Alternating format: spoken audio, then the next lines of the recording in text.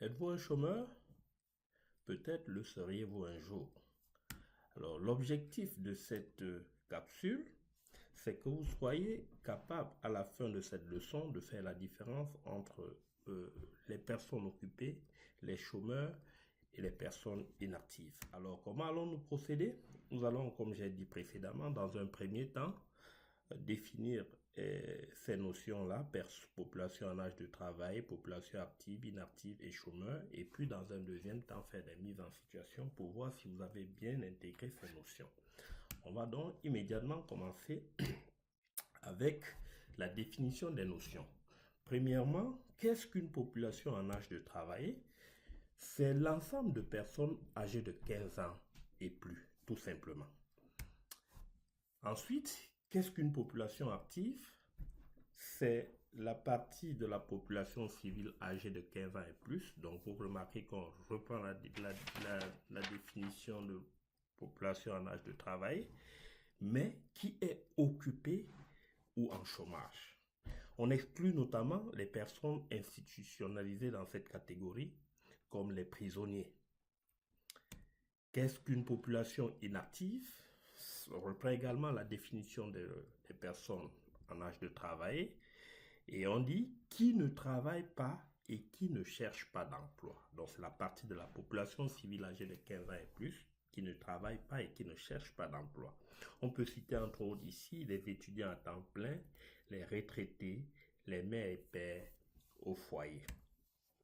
Qu'est-ce qu'une personne occupée? Les personnes occupées, c'est le nombre de personnes qui, au cours de la semaine de référence d'une enquête sur la population active, travaillent à temps plein ou à temps partiel. On inclut ici les travailleurs qui ont un emploi, mais qui n'étaient pas au travail à cause d'une incapacité comme la dépression, les congés de maternité, etc.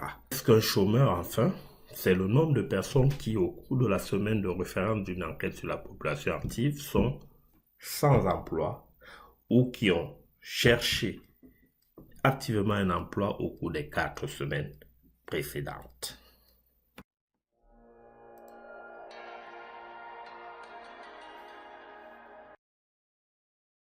Maintenant que vous avez compris les notions de base du marché du travail, nous allons passer à un exercice de 5 mises en situation.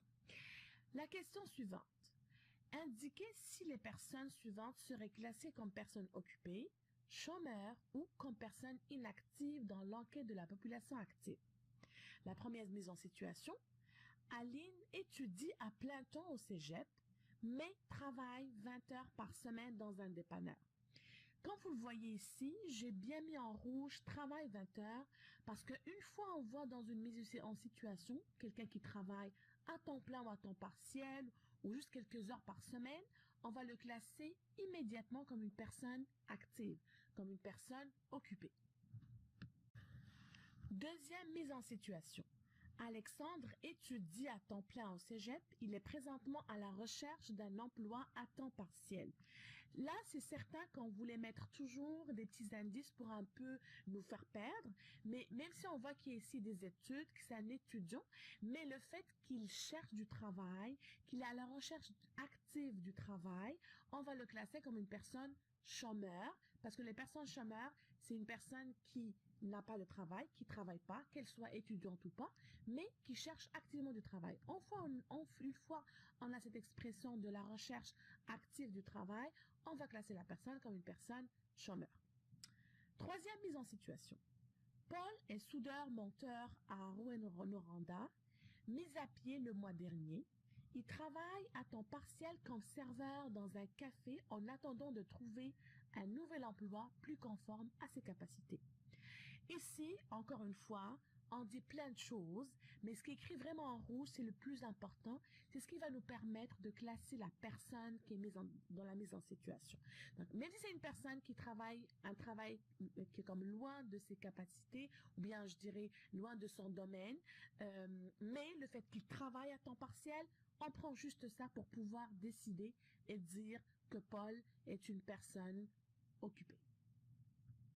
La mise en situation numéro 4, nous avons Anne qui est officiellement à la retraite Et pour meubler ses temps libres, elle fait 10 heures de bénévolat par semaine dans un hôpital.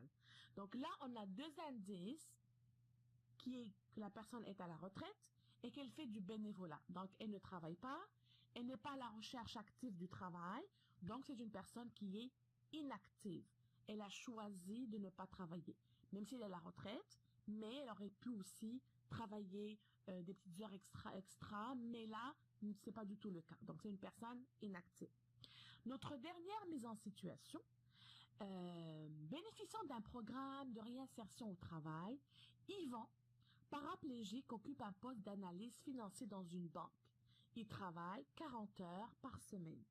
Là aussi, nous avons essayé de mettre un programme de réinsertion au travail, mais tout ça, c'est pas du tout important. C'est une information qui n'est pas très importante.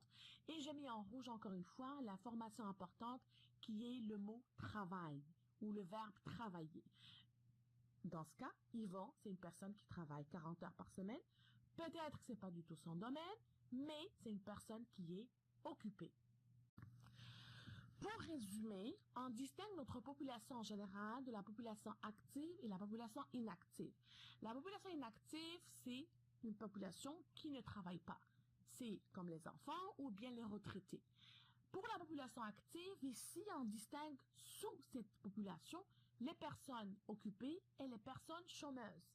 Les personnes occupées, c'est toute personne qui travaille. Donc, quand on voit dans une mise en situation quelqu'un qui travaille, bien qui a un poste de travail, on va pas voir il travaille à temps partiel ou à temps plein ou combien d'heures par semaine.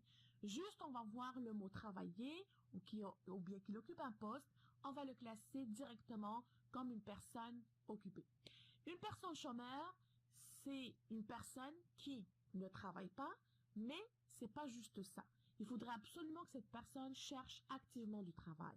Si on voit qu'une personne ne travaille pas et puis qu'elle a choisi de ne pas travailler, on ne peut pas le classer comme une personne chômeur parce que elle a fait le choix de ne pas travailler. Donc, les deux conditions pour être une personne en chômage, c'est une personne qui ne travaille pas et qui cherche activement du travail. En se basant sur toutes ces définitions, Statistique Canada, elle fait une enquête menée chaque mois pour recueillir les données sur la population active et, quand je dis active, chômeurs et personnes occupées, etc. Pourquoi? Pour calculer les indicateurs macroéconomiques du marché du travail. Exemple, le taux de chômage, le taux d'activité et le taux d'emploi. Ces indicateurs macroéconomiques sont très importants pour pouvoir suivre la santé économique du pays. Et c'est ce qu'on va voir dans la prochaine vidéo. J'espère que vous avez compris toutes ces notions de base du marché du travail et je vous donne un rendez-vous avec la prochaine vidéo où on va voir les indicateurs macroéconomiques.